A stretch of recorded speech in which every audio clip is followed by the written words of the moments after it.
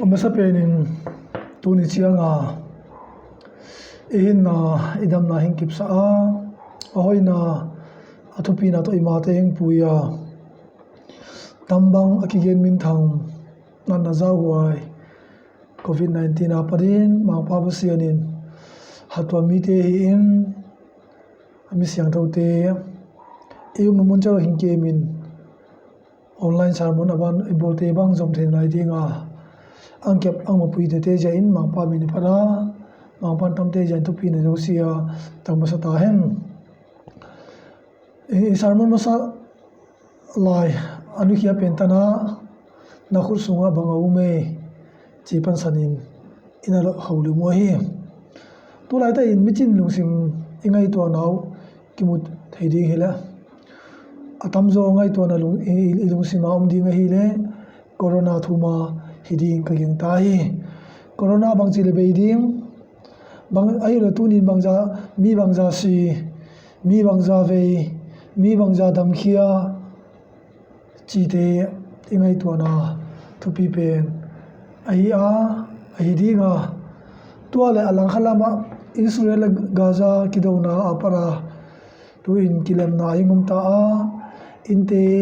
agam aleitang sian nate koi gamin panpina pediai chite in ingai to na amdinga ai lo le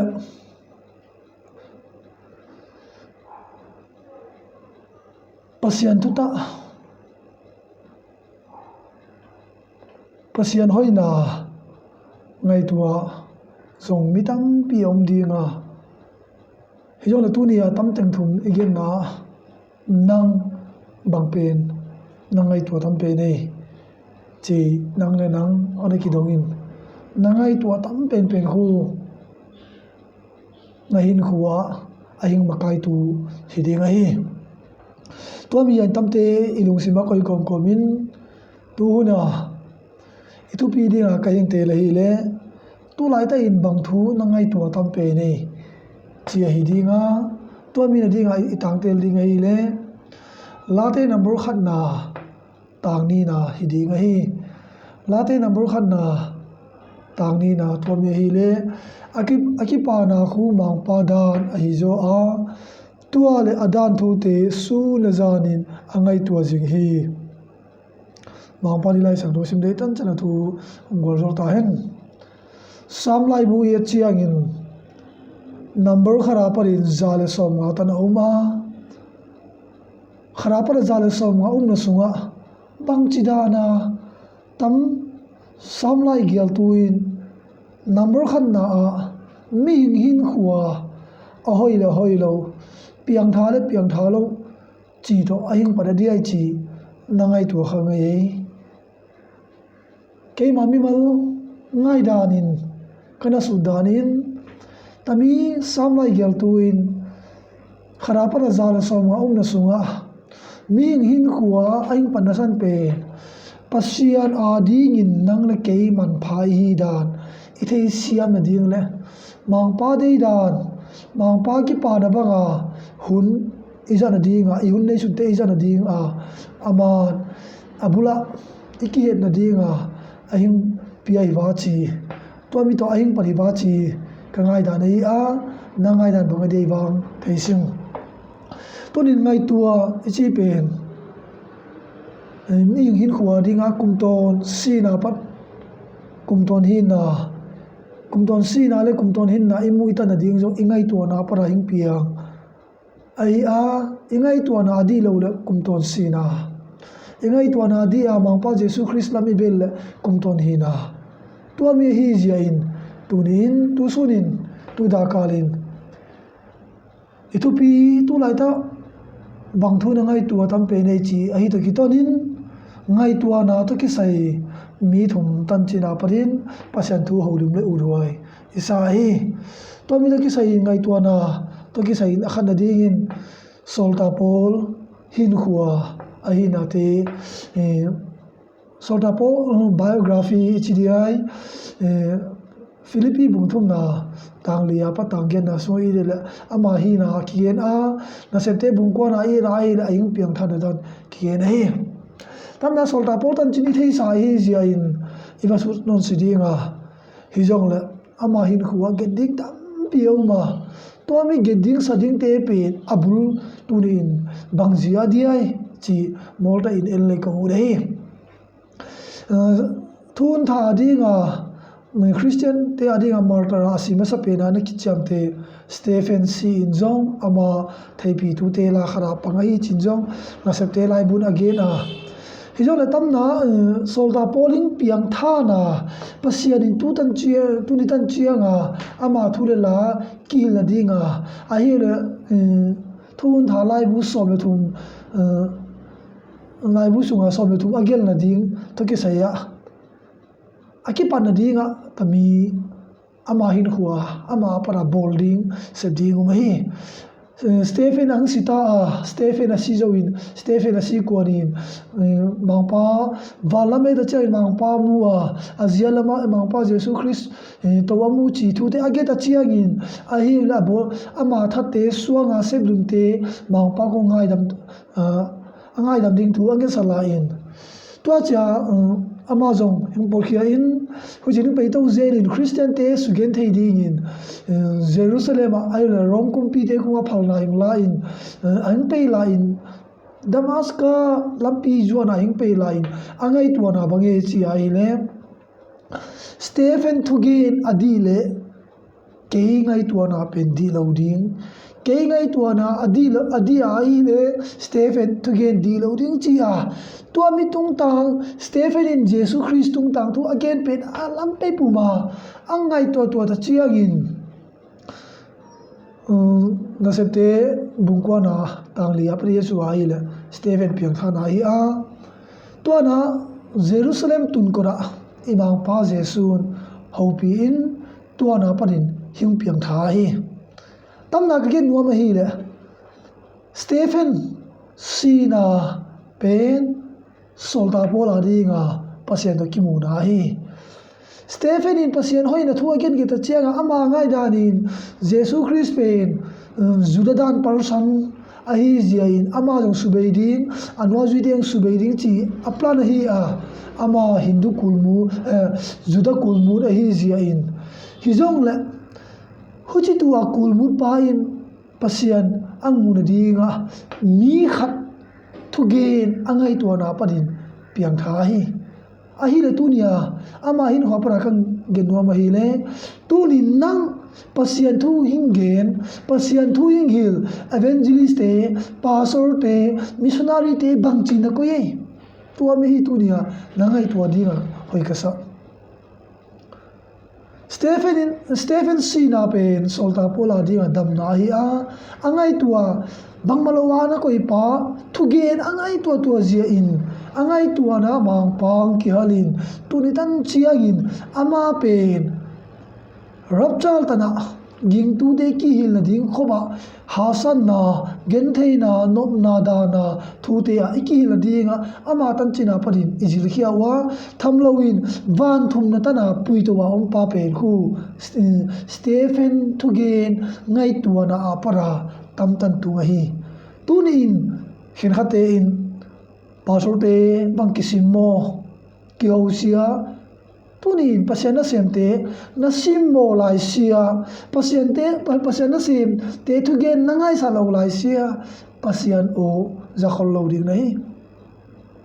ki hagaw mi samai the ne ve chin hizong le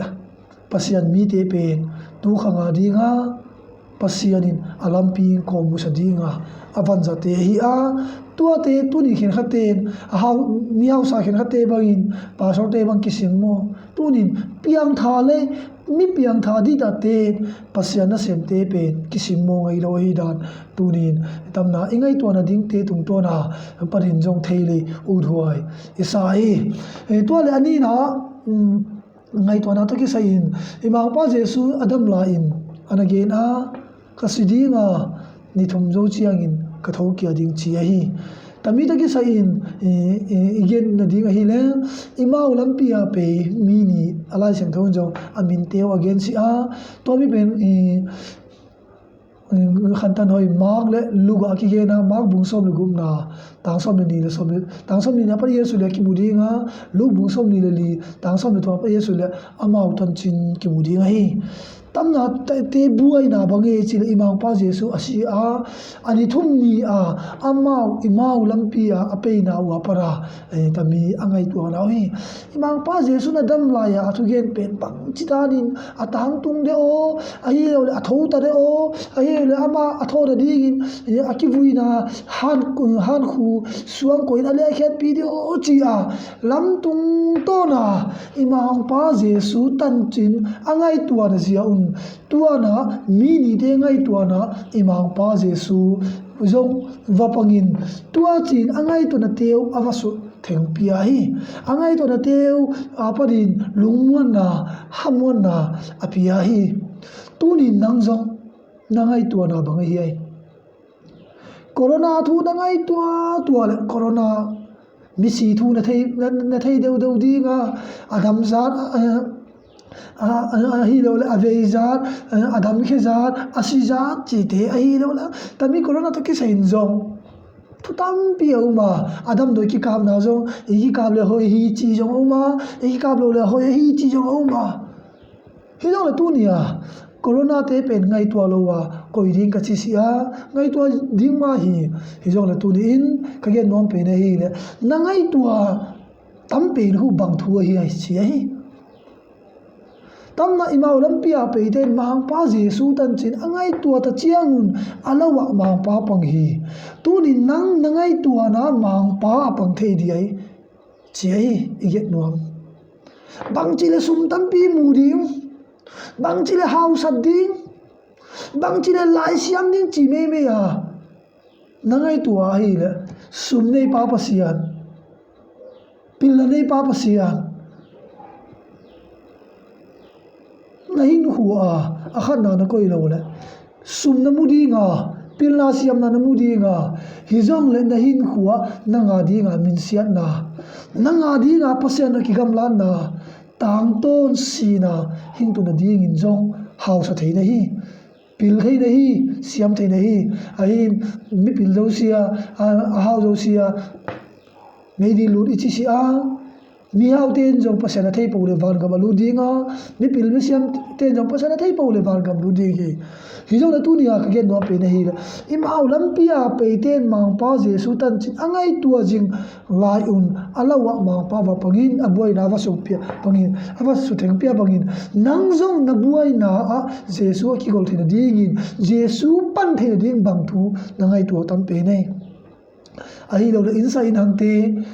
hoilo na tu po ngai to mo na se pi te hoilo na ding hoilo na abol khial na thu po ngai to na ma to banga ngai to jing mi nei le mi he pi huai hi ding nei mi lung sia huai mi ho to huai hi ding nei ta sa da lin sum na pai ki ding ting khame the ne ve chin pil na siam na nei khame the ne ve chin hi jong le mi ti hoilo na ding bo ngai tua se pi te bol khial ding a hiai a hi lo le no office an kai pi te a hi lo le na se pi te bol khial inside hang te bol khial te to bo tang bo na le tua bang ngai tua na lungsin na nei na a mang pang thei lo ding in mel ma pa setan akipa dinga nang tung tonin thupi na tang ding hi tua mi zia in ichi abulama igen ma bangin mi hing ade ingai tua na pen number 1 hi kumton sina kumton hin na immunity nga ingai to na te tung ton in pasien ki mu thei a ingai te to na te tung ton in pasien a pat ki wa mang thei hi tua mi zia in tang imau lampia pe te pe ape na wa mang pa jesu tan chin ngai to ta chiangun alawa mang pa wa pangin amau te to ki polin athule la ki kum hom hi nangjong nangai to na mang pang pole mol na ve chin nei lo num na ve chin hi jong le mang pa angki ton pi na pole lung kham na ding bang maum lo hi ta sa da no zong lung ke the na ding bang maum lo hi azia pen bang kim nei pa pa sian tu dang ki ton khom na hi zia in khanta noi gospel zone in bang china ge nei bang som la nga na ke ya ungi nei run ke jom nowa ko mi nge di achi ma banga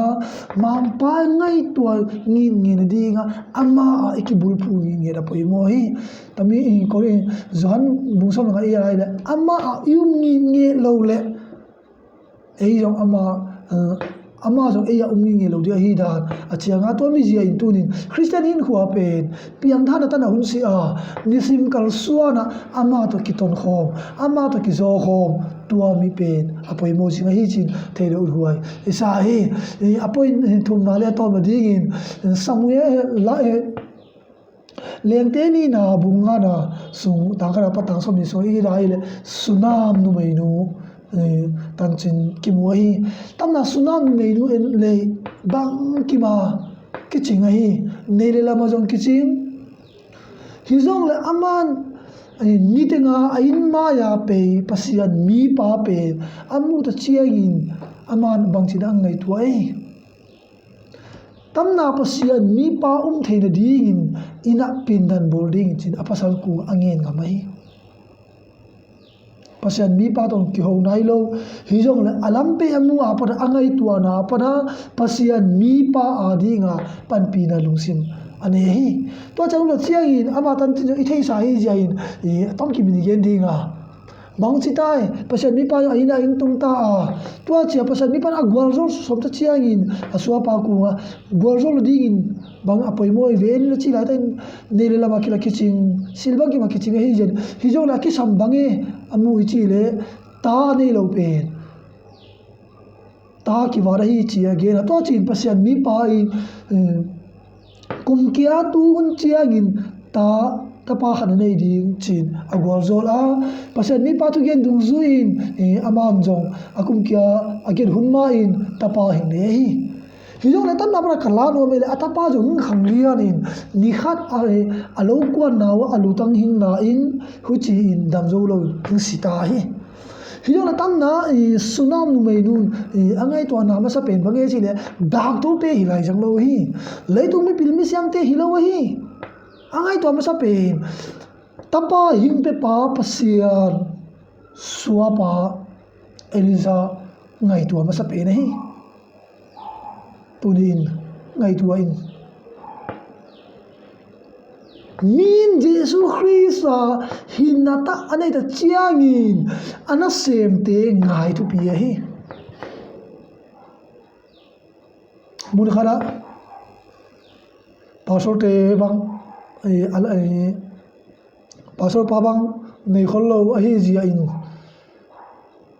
biar phang ber chiangin garia pe zo lo in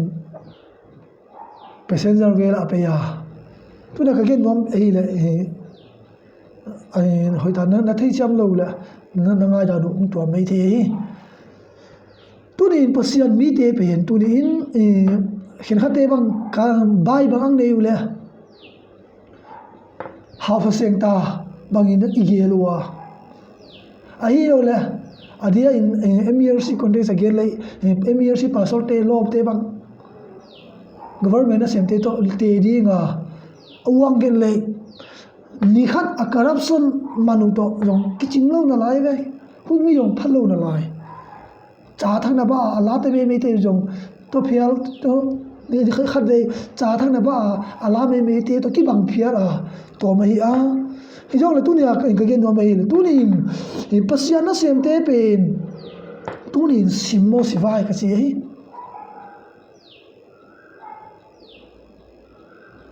nang building in nuang ta na te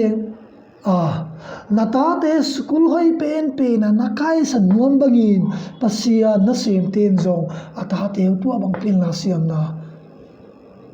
asin nuam tu mi pe na thei pi ding poi mo hi pasia na sem te pen school hoi pen akai lo ding chinam tong lo hi nang atui al la ne bangin pasia na sem ten zong dung the hi chi jong gel do in eloi in pasana semte pen musi ding get sia ding solal thu gen bang hitala refree to ya abor khial na tang ding abor khial na changa ko ding chi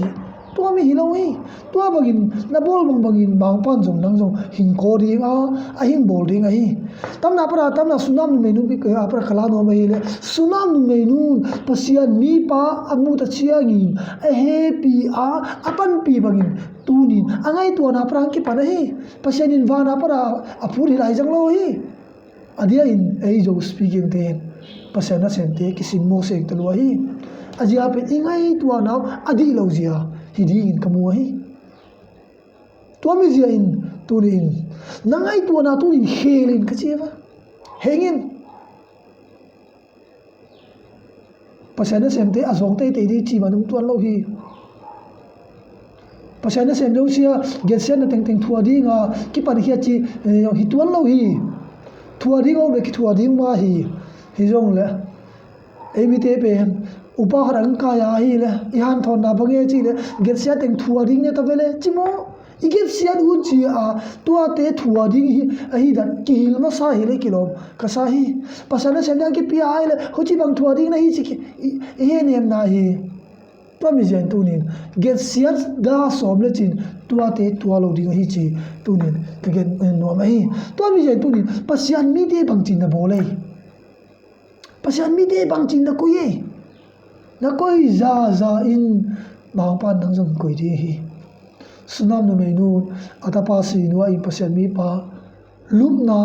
atapa ko in tua chin pasian mi pa wa ta chiangin si na panin atapa tho kia hi bang pa min phalumen tunin na gen theina na san na jong pasian namuan za in ana sem te muang in panpi in na panpi the za gan panpi in